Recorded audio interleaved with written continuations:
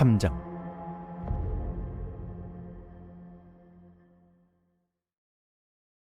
이 가루 말입니다. 돌가루예요.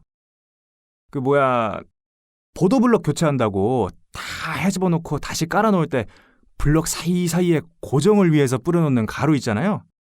아무래도 그 돌가루인 것 같습니다. 돌가루? 그게 어째서 현장에... 잠깐만요. 검시관님. 지금 엘리시온 타워 바로 옆에 대대적으로 리노베이션 중인 건물이 있잖아요. 그 직원용 숙소로 사용한다고 했던. 설마... 맞아, 정우야. 그 공사 현장에서 이 돌가루와 동일한 성분의 가루가 검출되었단다. 그렇다면 범인은 그 공사 현장에 몸담고 있는 관계자 중 한 명이라는 얘긴 건가? 나와 김영사님, 그리고 이번 사건을 위해 꾸려진 수사팀은 즉시 공사에 관련된 모든 근로자들의 신문에 착수했어.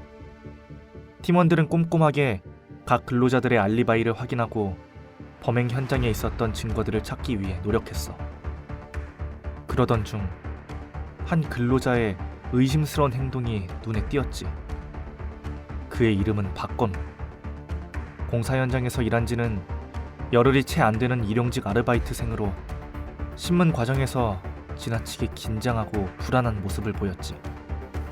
그리고 범행 당시 알리바이가 명확하지 않았고, 더욱이 박건우에 관해서 이런 놀라운 증언이 나왔어.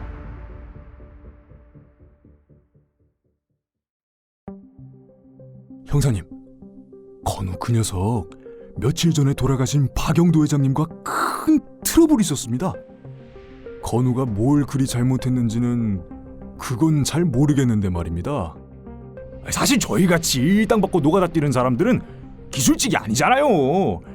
기사님이나 반장님들이 시키는 일만 하면 되는 거라서 욕을 먹을 일이 웬만하면 없거든요.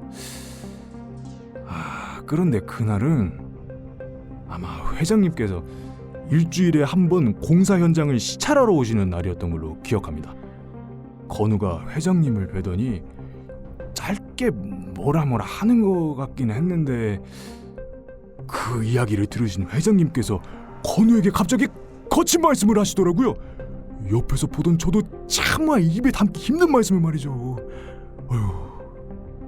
그런데 건우도 정말 무서운 녀석이라는 생각이 드는 게, 사장님께서 푸르락 열을 내며 말씀하시는데도 눈 깜짝하지 않고 회장님 얼굴을 뚫어져라 쳐다보고 있더라고요.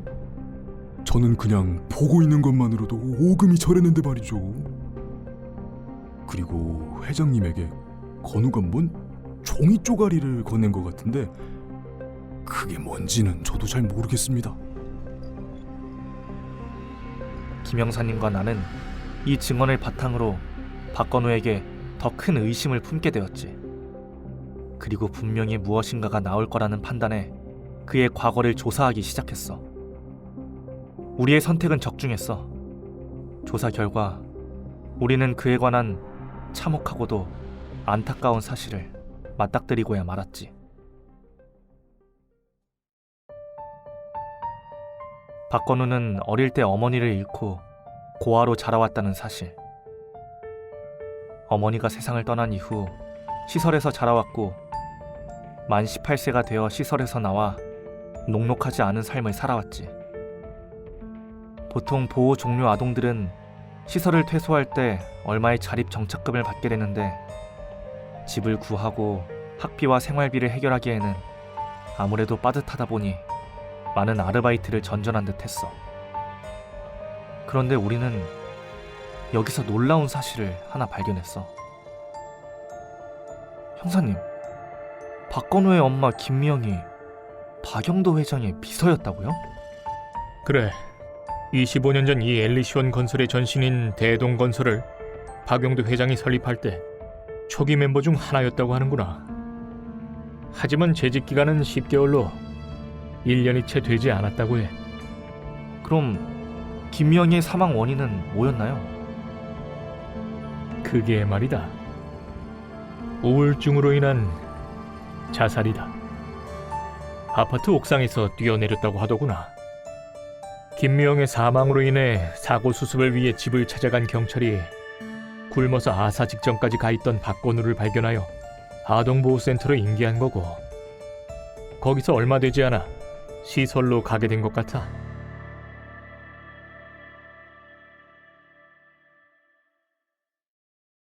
박건우 씨, 단도직입적으로 묻겠습니다.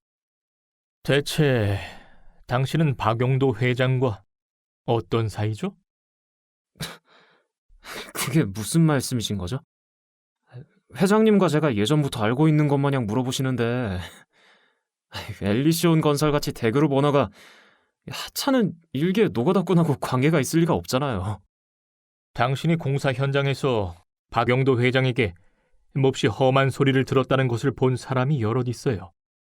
당신 말 맞다나 대그룹 오너가 하찮은 일개 노가다꾼에게 무슨 관심이 생겼길래 그렇게 화를 냈던 걸까요?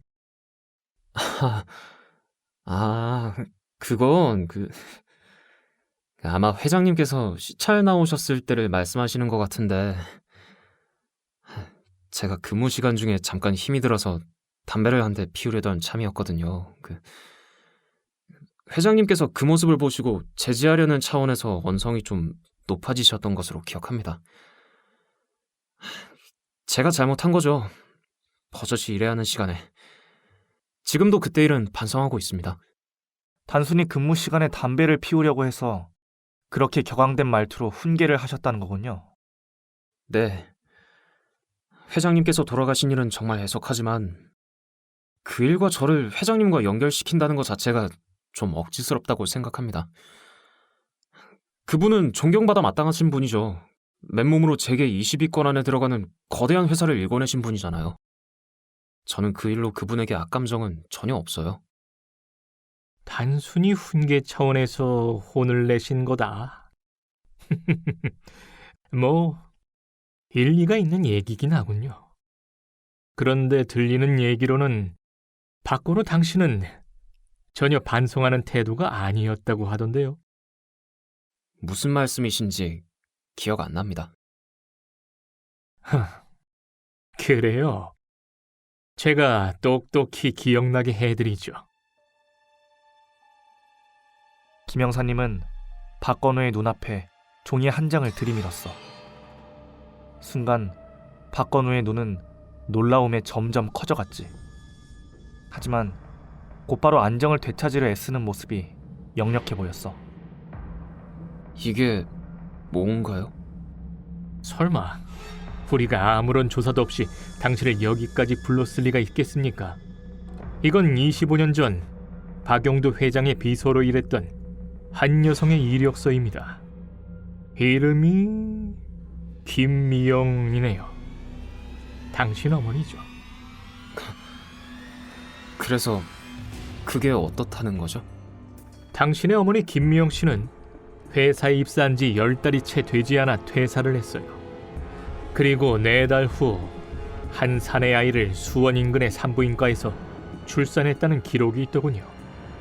그 아이의 이름은 박건우. 바로 당신이고. 아니, 대체 그게 저한테 무슨 말을 듣고 싶어서 이러시는 겁니까? 당신의 출생신고서를 확인해보니 아버지가 기재가 되어 있지 않더군요. 20대 초반의 젊은 아가씨가 회사에 입사했지만 10달 만에 퇴사를 한다. 그리고 넉 달 후에 아이를 낳았다. 하지만 아이의 아버지는 알 수가 없다. 우리가 이 이야기를 통해 추론한 내용은 단 하나입니다. 당신의 아버지가 박영도 회장이 아닙니까?